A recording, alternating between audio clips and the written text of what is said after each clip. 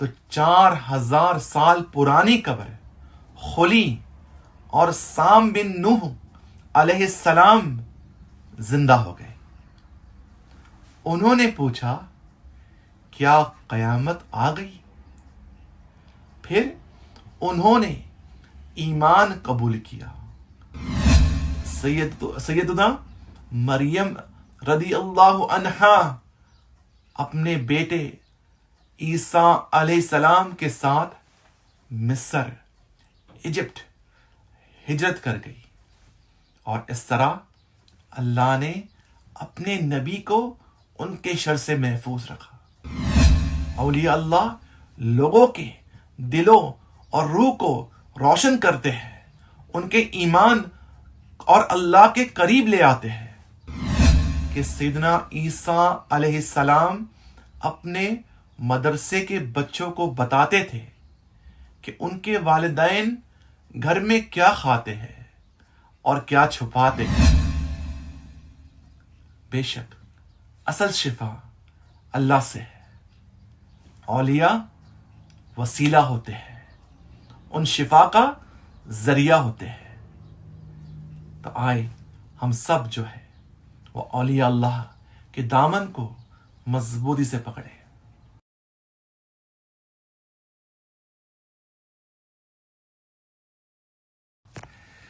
سیدنا عیسیٰ علیہ السلام نے اپنی نبوت کا اعلان کرتے ہوئے بنی اسرائیل کے سامنے ایک خوبصورت خطاب فرمایا۔ آپ نے فرمایا، میں تمہارے پاس تمہارے رب کی طرف سے ایک نشانی لے کر آیا ہوں۔ میں مٹی سے ایک پرندہ کی صورت بناتا ہوں، پھر اس میں پھونک مار دیتا ہوں تو وہ اللہ کے حکم سے زندہ پرندہ بن جاتا ہے۔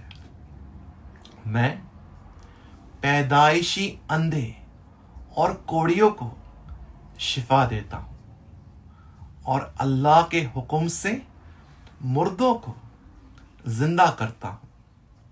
میں تمہیں وہ بتاتا ہوں جو تم کھاتے ہو اور جو اپنے گھروں میں چھپاتے ہو۔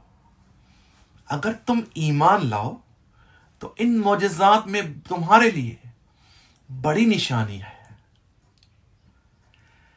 اس بیان میں سیدنا عیسیٰ علیہ السلام نے اپنے 4 عظیم معجزات کا ذکر فرمایا ہے۔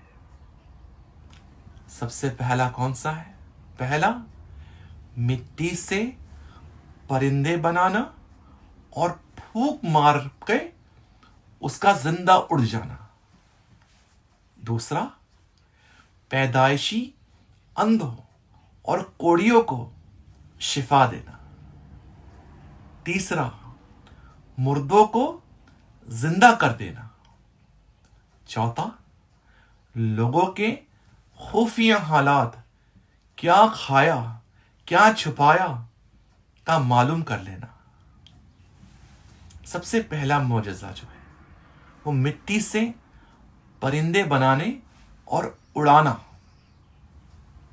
جب بنی اسرائیل نے معجزہ مانگا کہ ایک مٹی کا پرندہ زندہ کر کے دکھاؤ، تو سیدنا عیسیٰ علیہ السلام نے مٹی سے چمگادڑ یعنی بیٹ بنائی اور اس پر پھونک ماری۔ وہ چمگادڑ زندہ ہو کر اڑ گئی۔ آپ نے چمگادڑ اس لیے بنائی کہ یہ پرندوں میں سب سے عجیب اور مکمل ہے۔ اس کے دانت انسان جیسے ہوتے ہیں، یہ ہستی ہے اور پروں کے بغیر اپنے بازوؤں سے اڑتی ہے۔ یہ انڈا نہیں دیتی بلکہ جانور کی طرح بچہ پیدا کرتی ہے اور اسے حیض بھی آتا ہے۔ روایت ہے کہ جب تک بنی اسرائیل اس چمگادڑ کو دیکھتے رہے وہ اڑتی رہی، لیکن جیسے ہی نظر سے اوجھل ہوتی گر کر مر جاتی۔ یہ اس لیے تھا کہ اللہ کی خلق اور بندے کی خلق میں فرق زندہ رہے۔ پیدائشی اندھوں اور کوڑیوں کو شفا دینا یہ دوسرا معجزہ تھا۔ روایت میں آتا ہے کہ سیدنا عیسیٰ علیہ السلام نے ایک دن میں 50 اندھوں اور کوڑیوں کو شفا دی ہے، ایک ہی روز میں۔ لیکن شرط یہ رہی، انہوں نے رکھی کہ وہ ایمان لے آئے۔ تیسرا، مردوں کو زندہ کرنا۔ سیدنا عیسیٰ علیہ السلام نے 4 لوگوں کو زندہ کیا۔ آپ کے دوست آزار، ایک دوسرا جو ہے وہ ایک بوڑھی عورت کا بیٹا، تیسرا جو ہے ایک مال جمع کرنے والے یعنی ٹیکس کلیکٹر کی بیٹی، اور 14 سیدنا سام بن نوح علیہ السلام۔ پہلا آزار سیدنا عیسیٰ علیہ السلام کا قریبی دوست تھا۔ جب وہ مرنے لگا تو اس کی بہن نے پیغام بھیجا کہ آپ آ جائیے، مگر آپ جب پہنچے 3 دن ہو چکے تھے اور دفن بھی ہو گیا تھا۔ اب قبر پر آئے، دعا کی اور پکارا، آزار، اے آزار۔ وہ زندہ ہو کر قبر سے باہر آیا، کئی سال زندہ رہا اور اس کے بچے بھی ہوئے۔ دوسرا، ایک بوڑھی عورت کا بیٹا۔ لوگ ایک جوان کا جنازہ لے جا رہے تھے۔ سیدنا عیسیٰ علیہ السلام وہاں سے گزرے، دعا کی، وہ اٹھ بیٹھا، اپنا کفن اٹھا کر چل دیا اور زندہ رہ کر اولاد بھی پیدا کی۔ تیسرا، ٹیکس کلیکٹر کی بیٹی، وہ ایک دن پہلے مر چکی تھی۔ سیدنا عیسیٰ علیہ السلام نے دعا کی، اللہ کے حکم سے وہ زندہ ہوئی، لمبی عمر پائی اور اس کے بچے بھی ہوئے۔ چوتھا جو تھے وہ سیدنا سام بن نوح علیہ السلام۔ جب کچھ بنی اسرائیل نے کہا کہ پہلے 3 لوگ اصل میں مرے نہیں تھے، صرف بے ہوش تھے، تو انہوں نے کہا ایک پرانا مردہ زندہ کر کے دکھاؤ، تب مانیں گے۔ سیدنا عیسیٰ علیہ السلام نے فرمایا، چلو مجھے سام بن نوح علیہ السلام کی قبر تک لے چلو۔ آپ نے اسم اعظم پڑھ کر دعا کی تو 4000 سال پرانی قبر کھلی اور سام بن نوح علیہ السلام زندہ ہو گئے۔ انہوں نے پوچھا، کیا قیامت آ گئی؟ پھر انہوں نے ایمان قبول کیا اور کچھ وقت بعد وفات پا گئے۔ لوگوں کی خفیہ حالات بتانا یہ اور ایک معجزہ تھا۔ اس کی تفسیر یوں ہے کہ روایت ہے کہ سیدنا عیسیٰ علیہ السلام اپنے مدرسے کے بچوں کو بتاتے تھے کہ ان کے والدین گھر میں کیا کھاتے ہیں اور کیا چھپاتے ہیں۔ جب بچوں نے گھر جا کر یہ بتایا تو لوگ کہنے لگے، یہ جادو ہے، اور انہوں نے بچوں کو مدرسے بھیجنا بند کر دیا۔ ایک دن جب سیدنا عیسیٰ علیہ السلام ان بچوں کو ڈھونڈتے ہوئے آئے تو لوگوں نے ان کے گھر میں بچے چھپا لیے اور جھوٹ بولا۔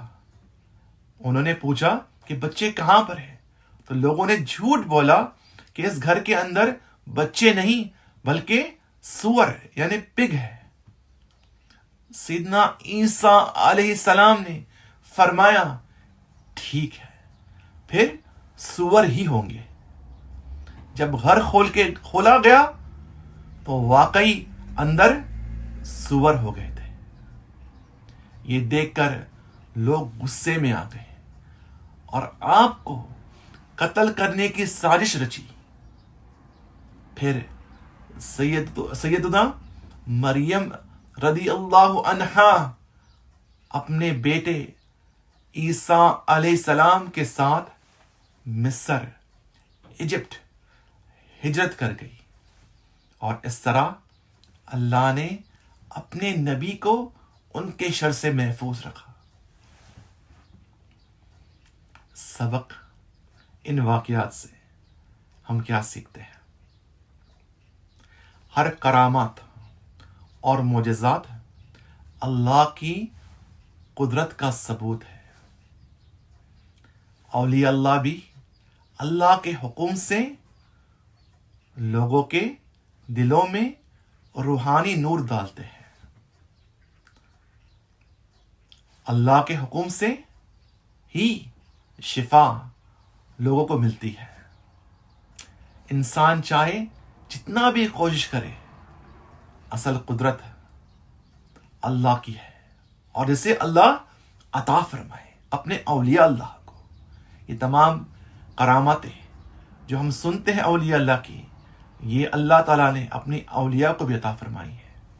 پیدائشی اندھوں اور کوڑیوں کو شفا دینا، یہ رحمت اور روحانی شفا ہے جو اولیاء اللہ کے پاس بھی ملتی ہے اللہ کی عطا سے۔ سیدنا عیسیٰ علیہ السلام پیدائشی اندھوں اور کوڑیوں کو شفا دی، لیکن شرط تھی کہ وہ ایمان لے آئے۔ کرامات صرف اللہ کے حکم سے ہوتی ہے، اور اللہ تعالی جن اپنے محبوبین اپنے پیاروں کو یہ عطا کرے۔ اولیاء اللہ لوگوں کے دلوں اور روح کو روشن کرتے ہیں، ان کے ایمان اور اللہ کے قریب لے آتے ہیں۔ بے شک اصل شفا اللہ سے ہے۔ اولیاء وسیلہ ہوتے ہیں، ان شفا کا ذریعہ ہوتے ہیں۔ تو آئے ہم سب جو ہے وہ اولیاء اللہ کے دامن کو مضبوطی سے پکڑے۔ مردوں کو زندہ کرنا یہ بھی ایک روحانی قیامت ہے۔ سیدنا عیسیٰ علیہ السلام نے 4 مردوں کو زندہ کیا۔ آزار، بوڑھی عورت کا بیٹا، ٹیکس کلیکٹر کی بیٹی، اور سیدنا سام بن نوح علیہ السلام۔ سبق: اولیاء اللہ کے لیے اللہ کی قدرت سے ہی زندگی اور موت کا فیصلہ ہوتا ہے۔ اولیاء اللہ بھی اللہ کے حکم سے لوگوں کے دلوں پر اور روح میں نور عطا فرما دیتے ہیں۔ جیسے آپ نے سنا ہوگا کہ یہ کرامت لوگوں کے ایمان اور روح کو زندہ کرنے کا ذریعہ ہے، نہ کہ ظاہری طاقت دکھانے کا۔ اللہ تعالی ہم سب کو ان قرآن کے واقعات سے سبق حاصل کرنے کی توفیق عطا فرمائے۔ اللہ اللہ اللہ اللہ اللہ لا موجود الا اللہ لا مشہود الا اللہ لا مقصود الا اللہ لا معبود الا اللہ اللہ سب سے بڑا ہے اللہ دیکھ رہا ہے اللہ سب سے بڑا ہے اللہ دیکھ رہا ہے